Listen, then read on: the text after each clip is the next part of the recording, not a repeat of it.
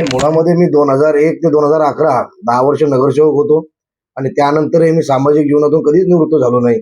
सामाजिक जीवनामध्ये अखंडपणे माझं काम चालूच आहे. मी पहिले तर प्रभागातील मूलभूत सुविधांकडे लक्ष देणार आहे.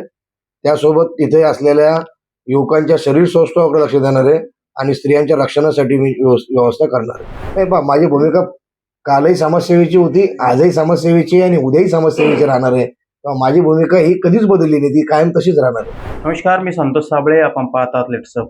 नुकतेच महानगरपालिकेचे इलेक्शन झाले आणि त्या इलेक्शनमध्ये काल निकाल लागला आणि अशातच एक व्यक्तिमत्व आहे की जे चर्चेचा विषय बनलेले आहे. त्यांचं नाव आहे श्रीकांत पांगारकर.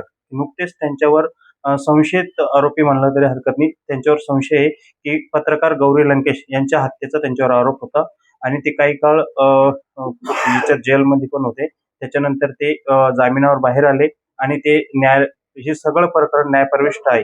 त्याच अनुषंगानं त्यांनी आता महानगरपालिकेचे इलेक्शन लढले.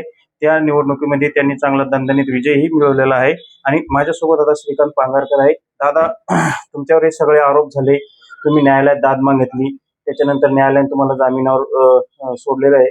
त्याच अनुषंगानं तुम्ही आता काल इलेक्शनही जिंकलेले आहे आणि इलेक्शन हे चांगल्या मोठ्या मताधिक्यानं तुम्ही इलेक्शन जिंकलेले आहे. लोकांचा भरोसा तुमच्यावर कायम आहे. काय वाटतं एकंदरीत या सगळ्या विषयी काय सांगा? मुळामध्ये मी 2001 ते 2011 10 वर्ष नगरसेवक होतो आणि त्यानंतरही मी सामाजिक जीवनातून कधीच निवृत्त झालो नाही. सामाजिक जीवनामध्ये अखंडपणे माझं काम चालूच आहे.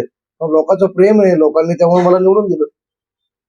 गौरी लंकेश ची हत्या झाली, त्या हत्येचे आरोप तुमच्यावर ठेवण्यात आलेले होते आणि त्यानंतर तुम्ही न्यायालयात धाव घेतली. त्यानंतर तुमच्या परिवाराला, त्याच्यानंतर तुम्हाला सोशल मीडिया असून वृत्तपत्रातून श्रीकांत पांगारकर अशा बऱ्याचशा बातम्या आल्या होत्या. तर एकंदरीत हे याच्याबद्दल काय सांगा?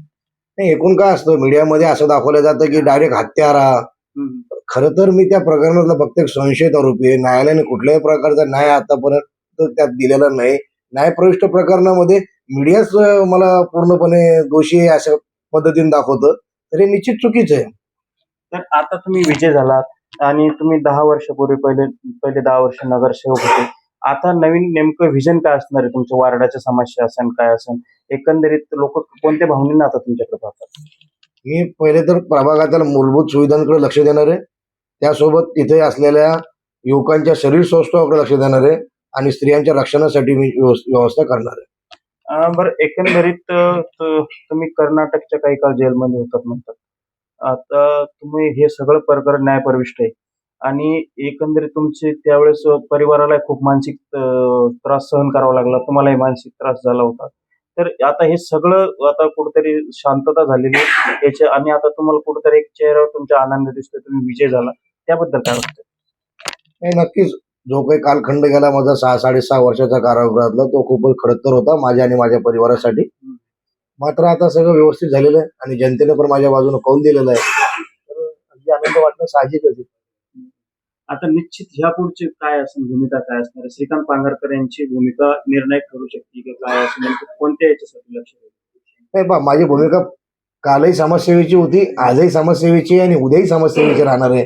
माझी भूमिका ही कधीच बदलली नाही, ती कायम तशीच राहणार आहे. नुसतेच श्रीकांत पांगारकर आता हे अपक्ष म्हणून नगरसेवक निवडून आलेले आहे आणि जालन्याची नगरपालिका ही पहिलीच महानगरपालिका म्हणून नगरपालिकेचं रूपांतर महानगरपालिकेत झालं. तर श्रीकांत पांगारकर यांचा कोणत्या पक्षाला सपोर्ट असणार आहे किंवा कोणत्या पक्षात प्रवेश करण्याचा काही विचार? नाही, आणखी असा कुठला विचार केला नाही. काल निवडणूक संपली, विजय मिरवणूक झाली आणि आणखीपर्यंत आपली जे काही माझे सहकारी आहेत त्यांच्यासोबत कुठल्याही प्रकारची बैठक झाली नाही.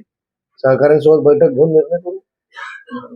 निश्चितच आपण पाहिलं तर हे श्रीकांत पांगारकर ते अपक्ष म्हणून जालना महानगरपालिकेत नगरसेवक म्हणून निवडून आलेले आहेत आणि ते लवकरच त्यांच्या भूमिका घेणार असल्याचंही ते बोलत आहे.